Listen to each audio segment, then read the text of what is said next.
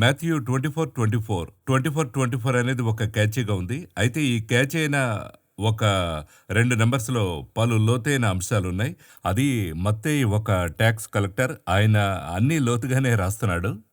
ఇందులో మనం గత కార్యక్రమంలో డోంట్ గెట్ డిసీవ్డ్ హెచ్చరికగా ఉండండి అని రాయబడింది. ఇందులోనూ అదే హెచ్చరికగా ఉండేది కొంచెం డీపర్‌గా పోతున్నాడు.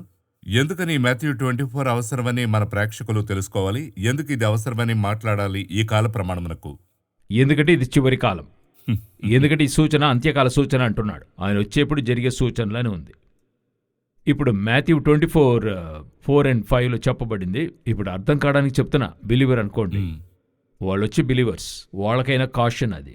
ఎవడును మిమ్మును మోసపరచకుండా చూచుకొనుడి, అనేకులు నా పేరట వచ్చి నేనే క్రీస్తునని చెప్పి పలువురిని మోసపరిచెదరు. అయితే 24:24 ఉంది కదా, అది బిలీవర్స్ని దాటి తర్వాత పరిచర్యకై సమర్పించుకున్నవారు లేక మినిస్ట్రీ చేసేవారు, డీప్గా వెళ్ళేవారు, వీళ్ళకైనా కాషన్ అది. మీరు కాషన్గా ఉండండి అని ప్రత్యేకించి చెప్తున్నాడు. ఇది అందరికీ అర్థమవుతుంది, గ్రహించడానికి చెప్తున్నా. ఇది మీరు కేర్ఫుల్గా ఉండాలి. సాధ్యమైతే ఏర్పరచబడిన వారిని సహితం ఎలెక్ట్ ఏర్పరచబడిన వారును మోసపరచబడతారు. ఇక్కడ ఎటువంటి మిస్టేక్ వస్తుంది అని అడిగినట్లయితే, ఫస్ట్ ఉన్న వాళ్ళ దగ్గర వచ్చి అదొచ్చి ఒక బేసిక్. మీరెలా కనిపెట్టచ్చంటే మాట్లాడేదాన్ని బట్టి కనిపెట్టచ్చు. సరేనా? వారి యొక్క ఉపదేశము, వారి యొక్క యాక్టివిటీస్, వారి జీవితంలో జరిగే విషయాలు, దీన్ని పెట్టుకుని ఏం చేయొచ్చంటే వీరితో గాడున్నాడా లేదా అనేది డిసైన్ అవ్వచ్చు. ఇప్పుడు ఒక పరిచారకుడు మాట్లాడుతున్నప్పుడు, ప్రసంగం చేస్తున్నప్పుడు లేక యాక్టివిటీస్లోనో తను చేస్తున్న విషయాలు చూస్తేనే తెలుస్తుంది గాడ్ లేడని.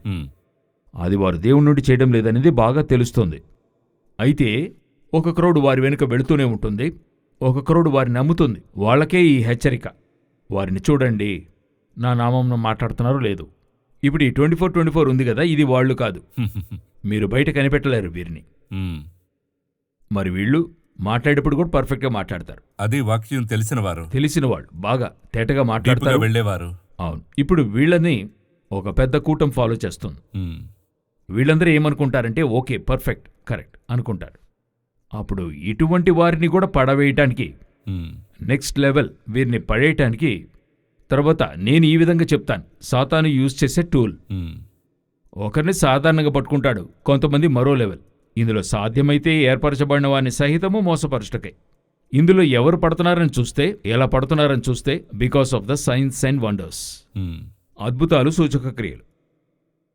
ఈ వాక్యాన్ని చదివి పరిశీలించే వారు కూడా అద్భుత క్రియాల్లో పడిపోతారు. నేనొక సాక్ష్యం చెప్తాను దానికి. ఒక వృద్ధ బోధకుడు, ఎటువంటి బోధకుడు అని అడిగితే వాక్యంలో స్ట్రాంగ్గా ఉండే బోధకుడు. ఆయన ఒకసారి పిలిపించాడు, నేను వెళ్ళాను. కూర్చుని మాట్లాడుతున్నప్పుడు మరొక సేవకుని గురించి చెప్తూ అన్నాడు, అరే అతను చేసేదంతా చూస్తే అన్ని తప్పుగానే ఉన్నాయి, అయితే పర్ఫెక్ట్గా ప్రవచనం చెప్తున్నాడు అన్నాడు. అప్పుడు నాకు అర్థం కాల. నేను అడిగాను, మీరేం చెప్తున్నారు? అర్థం కాలేదు అన్నా.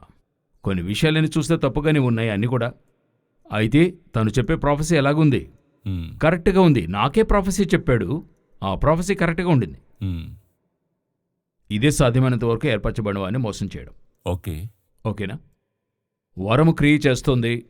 ఆ చోట వరము క్రియ చేయడం వల్ల అది సరి అయిన పరిచర్యనో సరి అయిన పరిచారకుడని డిసైడ్ చేయడం అవదు. అవునా? ఇప్పుడు సాతాను దగ్గర దేవుడు మొదట ఏం చేశాడు? గిఫ్ట్ ఇచ్చాడు. వాని రెక్కలు పరచగా సంగీతము అన్నీ వస్తాయి. ఇప్పుడు అది తిరిగి తీసేసుకున్నాడా దేవుడు? లేదు. ఇప్పుడు తను జనులను మ్యూజిక్తో ఏం చేస్తున్నాడు? వంచిస్తూ ఉన్నాడు. అయితే దేవుడు అది చేస్తున్నాడని చెప్తారా? దేవుడు తను యూజ్ చేస్తున్నాడా?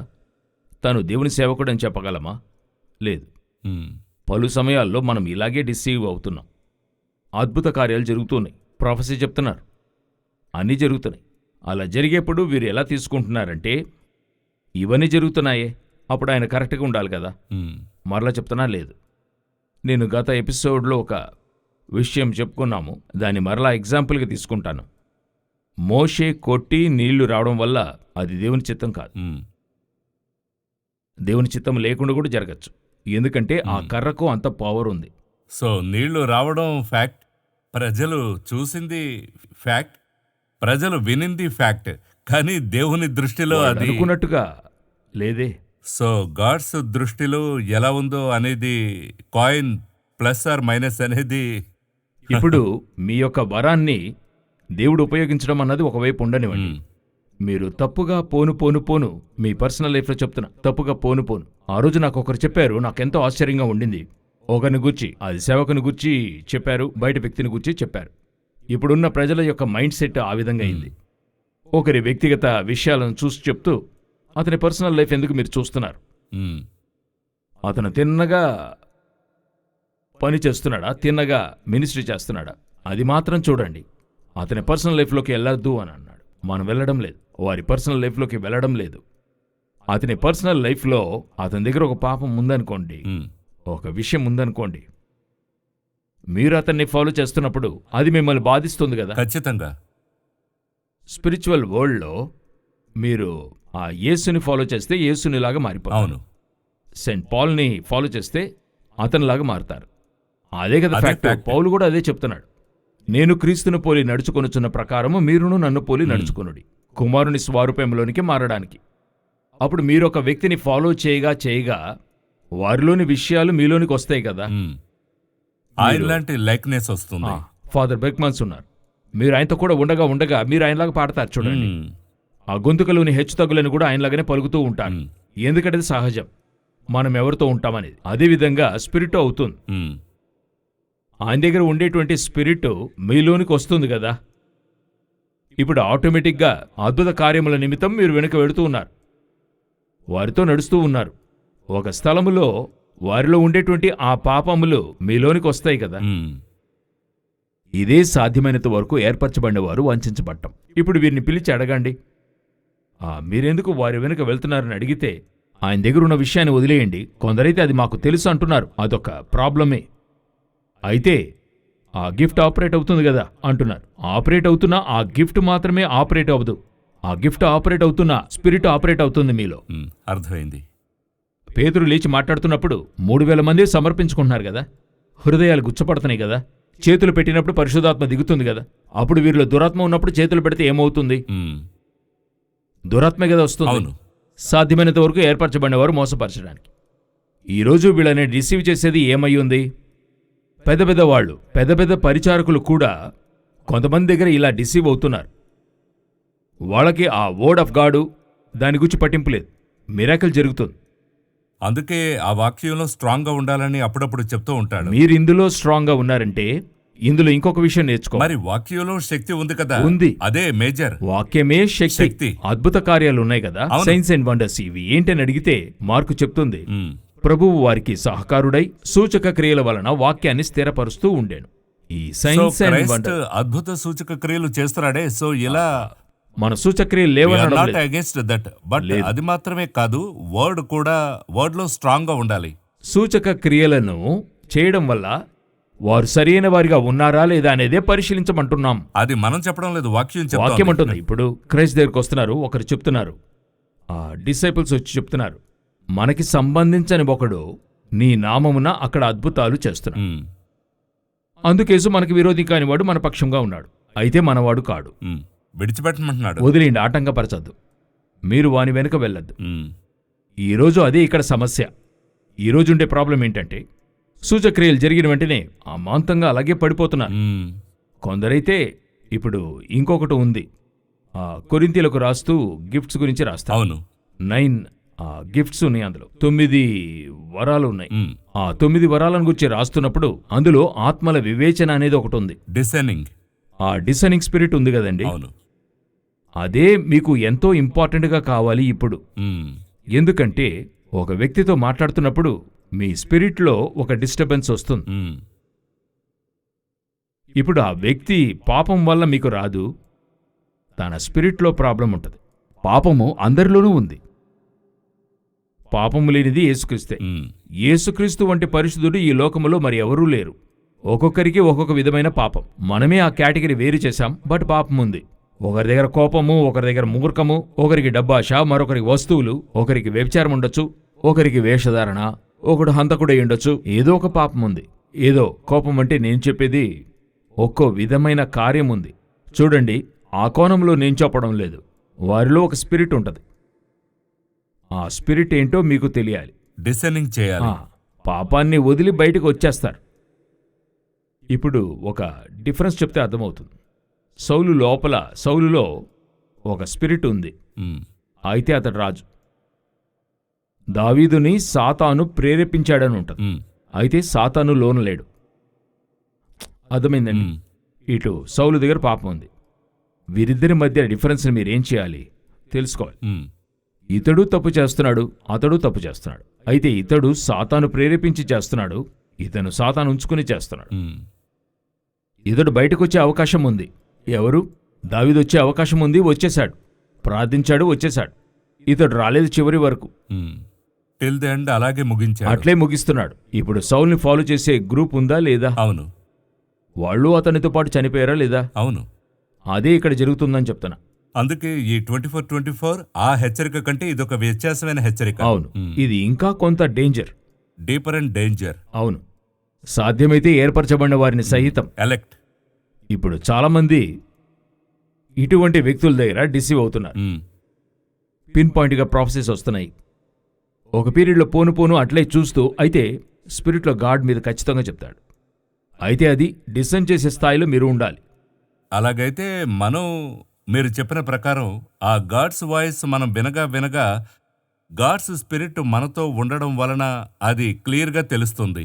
ఎగ్జాక్ట్లీ. మీరు గాడ్తో కరెక్ట్గా ఉన్నారంటే ఎదురుగా కూర్చున్నది ఏ స్పిరిట్ అన్నది మీ వల్ల ఫీల్ తెలుస్తుంది. ఇప్పుడు నతానీయులు వస్తున్నాడు. వచ్చిన వెంటనే యేసు చెప్పిన మాట కపటము లేని నిజమైన ఇశ్రాయేలీయుడు. అలాగే చెప్తున్నాడు. ఆ స్పాట్లో చెప్తున్నాడు. అదే సమయంలో బర్యేసు అనేవాడు వస్తున్నాడు. అవును. ఆ పౌలు దగ్గరకు వస్తున్నాడు. బర్యేసు అంటే అర్థం ఏంటో తెలుసా అండి? యేసు కుమారుడు అని అర్థం. బర్యేసు అనే పేరుకి యేసు కుమారుడు. పేరు చూడండి, యేసు కుమారుడు. ఇప్పుడు మీ దగ్గర ఒకరు వచ్చి చెప్తున్నారు, ఈయన పేరు జీసస్ సన్ అని చెప్తున్నారు, అలా గాడ్ సన్ అని చెప్తున్నారు. చెప్పిన వెంటనే మీరేమనుకుంటారు? చా, ఇలా మంచి పేరు పెట్టమన్నాడే, పేరు గాడ్ సన్, జీసస్ సన్, జెసుషన్, ఇలాగా మనం అనుకుంటాం. మనం పాజిటివ్గా అనుకుంటాం కదా. అయితే ఆ బర్యేసు అనే వ్యక్తిని చూసిన వెంటనే పౌలు చెప్తున్నాడు, సమస్త నీతికి విరోధి, అపవాది కుమారుడా. దాని అర్థం యాంటీక్రైస్ట్ స్పిరిట్. చూసిన వెంటనే మనము సామాన్యంగా ఎక్కడ ఏమారతాం? ఇక్కడ బయటున్న బ్రాండ్ని చూసి, Christian brand, prophecy, profit brand, లేకపోతే మిరాకిల్ బ్రాండ్, ఇది చూసి నేనేం చేస్తున్నా? ఏమారుతున్నా. వెలుపట కాకుండా లోనికి చూస్తేనే స్పిరిట్లో తెలుస్తుంది హీస్ ఎ రాంగ్ పర్సన్. ఈ యొక్క వివేచన, డిసర్నింగ్ అనేది ఉంది కదా, ఈజ్ వెరీ ఇంపార్టెంట్. అందుకు మీరు గాడ్తో ఉండాలి, క్లోజ్గా ఉండాలి, లేకపోతే అది కనిపెట్టలేరు. ఇదే అక్కడ చెప్తున్నాడు. సాధ్యమైతే ఏర్పరచబడిన వారిని కూడా మోసపరుస్తారు, సూచక క్రియలు చేస్తారు. మోసపోక హెచ్చరికగా ఉండండి. అప్పుడు ఈ స్థలానికి రావడానికి నేను దేవుని దగ్గర ఎంతో క్లోజ్ కావాల్సి ఉంది. దీని యొక్క ఒక స్టెప్ చెప్తాను. ఇప్పుడు అనేకులకు ఎలా అంటే ఎలాగా ఆ స్పిరిట్ కనిపెట్టడం అనేది అంటున్నారు కదా. ఒక సింపుల్ విషయం ఉంది. ఏంటంటే దేవుడు నాకు ఇది చెప్పించింది. ఒక సింపుల్ విషయం. మీరు ఒక ఏరియాలోనికి వెళ్తున్నారు, ఒక ప్రాంతంలోనికి వెళ్తున్నారు. వెళ్ళిన వెంటనే అక్కడ ఒక బ్యాడ్ స్మెల్ వస్తుందనుకోండి, ఒక భయంకరమైన స్మెల్. ఆటోమేటిక్గా మీలో ఒక చిన్న డిస్టర్బెన్స్ ఉంటుంది కదా, అనే ఒక చిన్న డిస్టర్బెన్స్ ఉంటుంది కదా. అదేవిధంగా ఒక రాంగ్ స్పిరిట్ ఒక వ్యక్తి వచ్చి కూర్చున్న వెంటనే మీ యొక్క స్పిరిట్లో ఒక చిన్న డిస్టర్బెన్స్ ఉంటుంది. ఉండాలి, రావాలి, నార్మల్గానే వస్తుంది.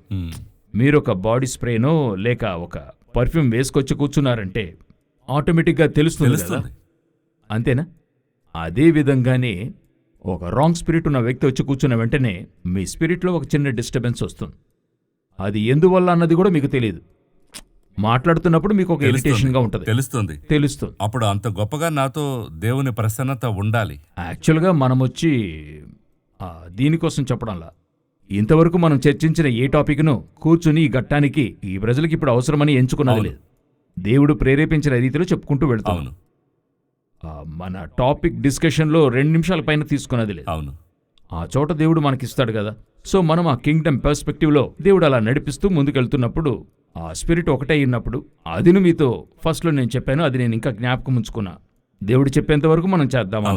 సేమ్ వర్డ్ చెప్పాను, గాడ్ చెప్పింది. ఆల్మోస్ట్ మనం వచ్చి ఒక అవును ఇంత దూరం చేశాం. ఈ విధంగా మనం అది దాటించి వీ ట్రావెల్డ్ ఏ లాంగ్. అవునవును 6 hours, 5 hours, 3 hours అంతా కూడా మనం ట్రావెల్ చేసాం. అవును అందులో మనం మోర్ స్పిరిచువలే మాట్లాడాం. అవును దేని గురించి కాదు, ఒక వచనం తీసుకుంటాం అలాగే మాట్లాడుతూ అట్లే ఉంటాం. 4 hours వెళ్తుంది. ఒకసారి జ్ఞాపకం ఉంది, 3 గంటలు మనం వాక్యాన్ని చెప్పుకుంటూ అవును వెళ్ళాం. టైం గడిచింది కూడా టైం వెళ్ళింది తెలీదు. తెలియలే. ఇదే చెప్తున్నాను, ఈ స్పిరిట్.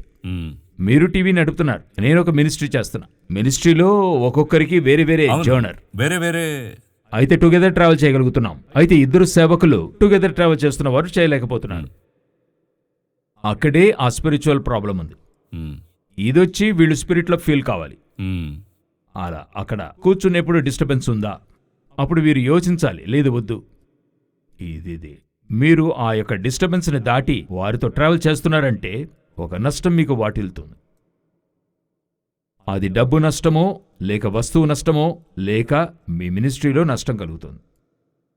ఒక డబ్బులో వస్తువులో కలిగితే కూడా పర్వాలేదు, మీరది తిరిగి గెయిన్ చేయొచ్చు. స్పిరిచువల్ గా అయితే స్పిరిచువల్లో మీరు తనతో వెళ్ళి మీరు బాధించబడ్డారు అని చెప్తే మిమ్మల్ని తిరిగి స్పిరిచువల్ బిల్డప్ చేయడానికి it will take some years. నేను చాలామందిని అలా చూశాను. మనకి అదే చాలా ఇంపార్టెంట్, మనం ఎవరితో ట్రావెల్ చేస్తున్నాం. ఆ యొక్క స్పిరిచువల్ డిజైనింగ్, మీరు కొంచెం ఆ డిసీవింగ్ స్పిరిట్కి మిమ్మల్ని మీరు వదులుకున్నారంటే అది అట్లే కొంచెం కొంచెం లాక్కెళ్తుంది. డైరెక్షన్ మారుతుంది. ఒక మంచి సేవను చేస్తూ ఉండిన తమ్ముడు చాలా చక్కగా చేస్తుండేవాడు. అద్భుతముగా దేవుడు వాడుతుండాడు. ఒక రాంగ్ పర్సన్తో వెళ్ళి చేరాడు. ఉమ్, తను చేరడానికి కారణం ఏంటంటే అక్కడ వారి నుండి ఏదో ఒక గిఫ్ట్ లేక మరి ఇంకొకటి ఇతను వెళ్ళి చేరాడు. వారు అట్లే కొంచెం కొంచెంగా అలా చేస్తూ వాళ్ళ మినిస్ట్రీ లేదు, ఈ తమ్ముడు మినిస్ట్రీ లేదు. హ్మ్. 2 మినిస్ట్రీలు పోయాయి. మరొకటి కాలింగ్. ఆ పిలుపులో మనకిచ్చిన ట్రాక్ లో మనం కరెక్ట్ గా ఉన్నామా? వెళుతూ ఉండాలి. అవును. దగ్గరికి సాతాను వస్తాడు. అవును. సాతాను కన్ఫర్మ్గా వస్తాడు, రాకుండా ఉండడు. వానిని దూరంగా పారిపోమని చెప్పడం తెలియాలి. నో అని చెప్పడానికి మనకు చాలా అదే మీరు నేర్చుకోవాల్సిన ముఖ్యమైన పాఠం. ఎస్ చెప్పడం మనం ఈజీగా ఈజీగా చెప్పేయచ్చు. చెప్పేయచ్చు. నో చెప్పడానికి యోచిస్తాం. ఉమ్, ఆ నో చెప్పడం నేర్చుకోవాలి. ఈ చోట నేను నో చెప్తాను, అది ఎప్పుడు చెప్పాలంటే దేవుడు తెలియజేస్తాడు. ఉమ్. అట్రాక్టివ్ గా ఉండాలి కానీ మనం నో చెప్పాలి. అబ్రహాంతో దేవుడు చెప్తాడు, లోతును పంపేయమంటాడు. లోతొచ్చి సహోదరుడు. అవును, ఇంకా చెప్పాలంటే ఇతను నమ్మి వెళ్ళినప్పుడు అతడు నమ్మి వచ్చాడు కదా. కూడా వచ్చాడు. అన్న యొక్క తన సహోదరుని యొక్క కుమారుడు అతడు. అప్పుడు వీళ్ళందరూ జర్నీ చేస్తున్నారు. ఇరాక్ నుండి ఇస్రాయేల్ వరకు జర్నీ చేశారు. ఒక చోటుకు వచ్చినప్పుడు ధైర్యంగా చెప్తున్నాడు, నువ్వు కుడికి వెళ్తే నేను ఎడం వైపుకి వెళ్తా, నువ్వు ఎక్కడికి కావాలంటే అక్కడికి వెళ్ళు. అది కాకుండా చాయిస్ రివర్స్ చేస్తున్నాడు. ఈయన సీనియర్, జూనియర్ చూసి అంటున్నాడు, నీవు ఏ వైపు చూసుకుంటావో చేసుకో, దానికి కూడా స్పిరిచువల్ మెచ్యూరిటీ కావాలి దానికి కదా. మెచ్యూరిటీ కావాలి. మరి ఆ సీనియర్ జూనియర్ కి సీనియర్ చెప్తే నేను కదా సీనియర్, నేను చెప్తే చాలని అనుకోలేదు. ఎంత అద్భుతంగా మెచ్యూర్డ్ గా ఆలోచించి హ్యాండిల్ అతన్ని చేసి తన్ని పంపేస్తున్నాడు. పంపివేస్తాడు. అలాగా పంపుతున్నాడు కదా. ఇదే అనేకంగా చేయరు. ఉమ్, ఎప్పుడు నాకు స్పిరిట్లో డిస్టర్బెన్స్ వచ్చిందో, మన మధ్య వాగ్వాదం కలిగిందో, ఇక్కడ నువ్వు నేను ట్రావెల్ చేయలేను. ఇది ఒక దగ్గర మీరు ఫెవికాల్తో అతికించాలనుకుంటారు. అదే అక్కడ ప్రాబ్లం. ఆ చోటే గాడ్ మిమ్మల్ని చేయవిడుస్తాడు. దాని యొక్క సెన్స్, మీరు దేవుని నుండి దూరంగా వెళ్తున్నారు. ఏదో ఒక సిమ్టమ్, ఏదో ఒక చిన్న విషయంలో దేవుడు చూపిస్తాడు. చూపిస్తున్నప్పుడు మీరేం చేయాలి? చక్కపరుచుకోవాలి. అదే దేవుడు చెప్పేది. ఒక సంభవం జరిగింది. ఒక సేవకుడు పరిచర్యకు వెళ్ళబోతున్నాడు. వెళుతున్నప్పుడు అతని ప్రధాన కార్యాలయము కొంచెం వారే పంపుతున్నారు, బట్ అయినా అతన్ని అవమానానికి గురి చేస్తున్నారు. అప్పుడు అతను నాకు ఫోన్ చేశాడు, అన్నా ఈ విధంగా నన్ను చేస్తున్నారు, అయితే వారే నన్ను పొమ్మంటున్నారు, అయితే వెళ్ళమనేవారు కొంత అవమానపరుస్తున్నారు, నేను వెళ్ళకూడదని డిసైడ్ చేసి ఆ పెట్లని తెచ్చి ఇంట్లోనే పెట్టేశానన్నా అన్నాడు. ఓకే ఫైన్, మీకు అలా డిస్టర్బెన్స్ ఉంటే వెళ్ళొద్దు. తిరిగి మరుసటి రోజు ఫోన్ చేసి, అన్నా వాళ్ళు నన్ను పొమ్మంటున్నారన్నా, అగైన్ నేను వెళ్ళి మినిస్ట్రీ స్టార్ట్ చేస్తాను అక్కడ అన్నాడు. నేను చెప్పా, ఒకసారి చెప్పారు, ఇప్పుడు ఆ యొక్క కార్యాన్ని దేవుడు స్టాప్ చేయడం అయ్యింది.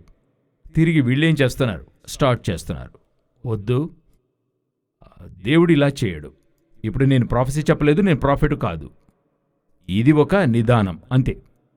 స్పిరిట్లో ఒక నిదానం. వద్దు, వదిలేయండి అంటే, లేదన్నా వాళ్ళు ఎంతో ఫోర్స్ చేసి అడుగుతున్నారు, తర్వాత నీ ఇష్టం. వెళ్ళాడు, చాలా కష్టపడ్డాడు. ఎంతో కష్టపడి లోతులాగా అన్నిటినీ వదులుకుని తిరిగి వచ్చారు. ఉమ్. వచ్చినప్పుడు వారు చెప్పిన మాట, అన్నా ఆ రోజు మేము విని ఉండాలి. దేవుడు మనకిచ్చినప్పుడు ఒక పీస్ ఆఫ్ మైండ్తో ఉంటుంది. అది సెన్స్ మన చేయాలి. దగ్గర ఒకవేళ ఇన్ఫ్రాస్ట్రక్చర్ లేకుండా అవును, పోవచ్చు. ఇంకా అయితే చెప్పాలంటే peace- డబ్బు లేకుండా ఉండొచ్చు. అదే చెప్తున్నా, ఇన్ఫ్రాస్ట్రక్చర్ లేకుండా పోవచ్చు. అయితే peace of mind peace of mind. ఎందుకంటే అది దేవుడు నడుపుతున్నాడు. దేవుడు నడిపిస్తాడనే ఒక నమ్మిక మనకు రావాలి. కర్రా చేత్తో వెళతాను, అయితే తిరిగి దేవుడు తీసుకొస్తాడనే గొప్ప ఆలోచన ఉంటుంది, సమాధానం ఒక ఉంటుంది. peace దేవుడు ఉండాలి. పంపిస్తున్నాడు. ఇది నేను చెప్తున్నా, మీరు డిసీవ్ కాకూడదు అని చెప్పి. పలు చోట్ల ఈ విధంగానే వారు డిసీవ్ అవుతున్నారు. వారు డిసీవ్ కావడానికి ఏంటి కారణమని అడిగితే సైన్స్ అండ్ వండర్స్. ఉమ్. వారిని అట్లే ఆకట్టుకుని నడిపించి అట్లే చూస్తూ వారి చివరికి ఏమవుతున్నారంటే ఏమార్చబడి ఒక చోట వీరేమవుతున్నారని అడిగితే కోలుకోలేని పరిస్థితికి వెళ్తారు. కోలుకోలేని పరిస్థితికి వెళ్ళి ఆ స్పిరిట్ వీళ్ళని పట్టుకోవడం వల్ల మీరు వెళ్ళి వీరి దగ్గర చెప్పినా గాని అందరికీ తెలుసు మీరు చేసేది తప్పని, అయితే మీకు మాత్రం తెలియదు. ఉమ్. అంటే కూడా ఉన్న వాళ్ళకే తెలుసు, అయ్యో ఏంటండి ఇంత మిస్టేక్గా ఉంది, లేదు వద్దు తప్పు అని చెప్పినా వారి వల్ల అది యాక్సెప్ట్ చేసుకోనే లేరు. ఎందుకంటే వారు ఆ స్పిరిట్ వారిలోకి వెళ్ళిపోయింది. ఉమ్. వారు పూర్తిగా వంచబడ్డారు. ఆ తర్వాత ఏం చెప్పినా వారు వినరు. ఉమ్. ఇదే దాని డేంజర్, ఫైనల్ డేంజర్. అందువల్ల మీరు పలు సమయాల్లో చూడండి, ఈ విధంగా గాడ్ లేకుండా ఒక రాంగ్ అయిన విషయం ఉంటున్నప్పుడు గొప్ప జనసమూహం వారి వెనుకుంటుంది. అందువల్ల ఏంటి రీజన్ అని అడిగితే ఆ తర్వాత వీరు ఎలాగైపోతారో తెలుసా? వారి దగ్గర తప్పు జరుగుతుంది, వీళ్ళొచ్చి చెప్తారు, అవన్నీ చూడకూడదు, మనం వెళ్ళాలి అని చెప్తారు. అది దాటి ఏం జరుగుతుందని అడిగితే వీళ్ళు ఆ తప్పు చేస్తూ ఉంటారు. వాళ్ళు వీళ్ళని ఖండించరు, వీళ్ళు వాళ్ళని ఖండించరు. వాని దగ్గర ఉన్నవాళ్ళు వానిలానే ఉంటారు. అప్పుడు జీసస్ చెప్పింది మాథ్యూ 24:24లో హెచ్చరికగా ఉండండి అని చెప్పి ఇది డీపర్గా ఉండేవారికి చాలా స్పెసిఫిక్గా క్లియర్గా చెప్తున్నాడు. అవును, మీరు ఎందుకంటే మీ మీద ఒక పెద్ద ప్లాన్ ఉంటుంది, అందువల్ల ఏర్పరచబడినవారు. ఈ ఏర్పరచబడిన వారు డిసీవ్ కావడానికి ఇటువంటి విషయం జరుగుతుంది. కాలింగ్ అయితే కరెక్ట్గా ఉంది. అదేమంటే కరెక్ట్గా అయితే ఆ కాలింగ్లో మనం ఎలా ప్రారంభిస్తావో ముఖ్యం కాదు, ఎలా ముగిస్తావో అనేది ఒక ముగింపు. మరి ఆ పాయింట్కి వస్తున్నాను. అది చాలా ఇంపార్టెంట్ కదా. ఎందుకంటే అంతా ప్రయాసపడి కరెక్ట్గా ప్రారంభించి సరిగ్గా ముగించలేకపోతే అప్పుడు ఎక్కడో మనం ప్రారంభించి కష్టపడిందంతా వృధా అయిపోతుందనే ఒక భయం ఉంటుంది. అదే ఇప్పుడు క్రైస్ట్ ఆరంభించి ముగించడానికి, ఆ. ఇస్కరియోతు ముగించడానికి క్రైస్ట్ మినిస్ట్రీకి వచ్చాడు కదా. ఉమ్. ఆయన వచ్చిన కొన్ని రోజుల్లోనే యూదా మినిస్ట్రీకి వచ్చాడు. అవునవును. అవునా, Jesus ఆయన choose చేశాడు. 40 days ఆ ఫాస్టింగ్ ముగించిన వెంటనే చూస్ చేశాడు, తన శిష్యులుగా ఏర్పరచుకున్నాడు. మించిపోతే ఆయన సేవకు వచ్చి 2-3 అవును. నెలల్లో వీరందరినీ కూడా చేర్చుకున్నాడు. అందరికీ సేమ్ ట్రైనింగే. అవును, సేమ్ ట్రైనింగే. అప్పుడు క్రైస్ట్ యొక్క ముగింపు, వీరి యొక్క ముగింపు చూడండి. ఉమ్. దానికంటే ఇంట్రెస్టింగ్ ఏంటంటే పేతురును జుడాసును కంపేర్ చేస్తున్నప్పుడు పేతురు డినై చేశాడు, జుడాసు బెట్రాయ్ చేశాడు. పేతురులో ఒక ట్విస్ట్ని చూస్తున్నాము. అతడు అగ్రీ చేసి తెలిసి మిస్టేక్ చేశారని ఒప్పుకున్నాడు. అయితే అతనిలో ఉన్న డైమెన్షన్ వేరేలా పోతుంది. అవును, అదే ఏంటంటే మీరు తెలుసుకుని అక్కడి నుండి వెళ్ళిపోతున్నారు కదా. ఆ, ఇతడు తిరిగి వారి దగ్గరికే వెళ్తాడు. జుడాస్ ఏం చేస్తాడంటే తిరిగి ఎవరి వల్ల ఇతడు మోసపోయాడో వారి వద్దకే డబ్బు తీసుకెళ్తాడు. అదే అంటున్నాను, ఇతడు కూడా పేతురు వలె మారడానికి అవకాశం కలిగి ఉంటుందేమో అని చెప్తున్నాను. అందరికీ గాడొచ్చి ఒక ఆత్మ నరకానికి వెళ్ళకూడదని అనుకుంటాడు. అదే పాయింట్. లాస్ట్ మినిట్లో కూడా ఆ సిల్వలోనూ ఆ దొంగను కాపాడేయాలని అనుకుంటాడు. అయితే ఇతడు ఆత్మహత్య చేసుకుంటున్నాడు. సూయిసైడ్. ఇప్పుడు ఏమవుతుందంటే దీనికి ఒకే రీజన్ ఏంటంటే ఆ స్పిరిట్ వీళ్ళని డిసీవ్ చేస్తే ఆ తర్వాత ఏది కూడా వినకుండా ఉంటారు. అలా చాలా మందిని నేను ఇప్పుడు చూస్తుంటే ఎలాగుందంటే, సాధ్యమైతే ఏర్పరచబడిన వారిని మోసపరచడానికి ఎలాగంటే ఒక ఉదాహరణకి చెప్తున్నాను. ఒక కాలంలో సినిమా పాటను వినకూడదు, మనం వినము. ఉమ్. మన వివాహాల్లో అవి ఉండవు, ఇండ్లలో ఉండవు, రేడియో కూడా వినము. అలాగే నీతిమంతులుగా ఉండాం. ఈరోజు ఆరాధనలో సినిమా పాట పాడటము సరి, వారి అది తప్పు అనుకుందాం. యాక్సెప్ట్ చేసేంత వరకు అయితే ఒక కూటమి అది కూర్చుని వింటుంది కదా, ఆనందిస్తున్నారు కదా. అప్పుడు వీరి యొక్క వ్యూలో తప్పనే తెలియడం లేదు.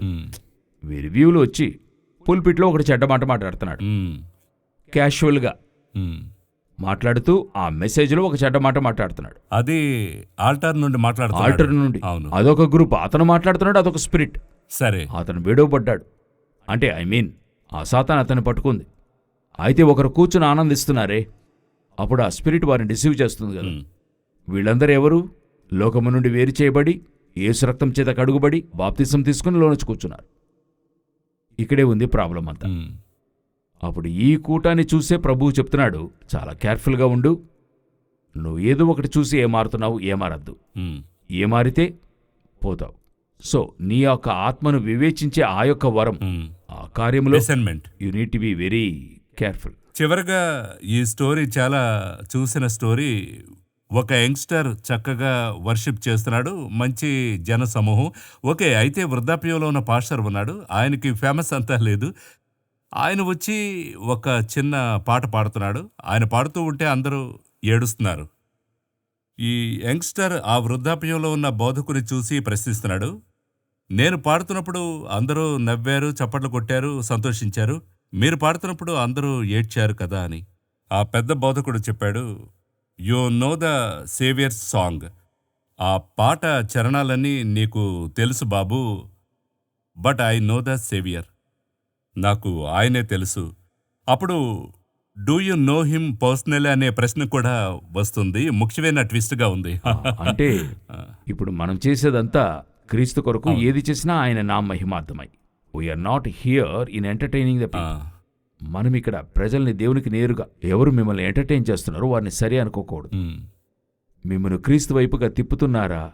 వారి మాటలు మీ హృదయాన్ని గుచ్చుతున్నాయా? వారు మిమ్మల్ని దేవుని వైపుగా చేర్చే స్థాయికి ట్రాన్స్ఫర్మేషన్ ఉందా? ఇదే ఇంపార్టెంట్. గంటన్నర జాలీగా వెళ్ళింది, టైం వెళ్ళిందే తెలియకపోవడం అనేది అవును. it's a wrong. సో ఈ మాథ్యూ 24:24 అయితే అందరికీ అని చెప్తున్నాం. ఎవరిని మేము ఈ కార్యక్రమాన్ని చూస్తున్న వారిని తప్పుగా చెప్తున్నామని కానీ ఎవరిని పిన్ పాయింట్ చేయడం మా ఉద్దేశం కాదు. మా ఉద్దేశం ఏంటంటే మరీ ముఖ్యంగా బైబిల్నే ఆధారం చేసుకుని ఉండండి. మనం బైబిల్లో చెప్పిందే చేస్తున్నాం అనేది స్పష్టం చేయడం చాలా అవసరం. వెంటనే మరికొందరు ఎవరినో తప్పుగా మాట్లాడుతున్నారు అంటారు. మన ఏమి అది కాదు. మనం బైబిల్లో ఉన్న విషయాన్ని మనం చెప్తున్నాం. మనకిచ్చిన కాలింగ్లో మనం ఉన్నాం. చాలా సంతోషం బ్రదర్ జగన్. ఈ మాథ్యూ 24:24 ఒక లోతైన వాక్యం. ఈ కార్యక్రమాన్ని చూసిన వారు ఇందులో డీపర్గా పోవాలి. మీరు చెప్పే కార్యం డిసైన్మెంట్గా ఉండండి.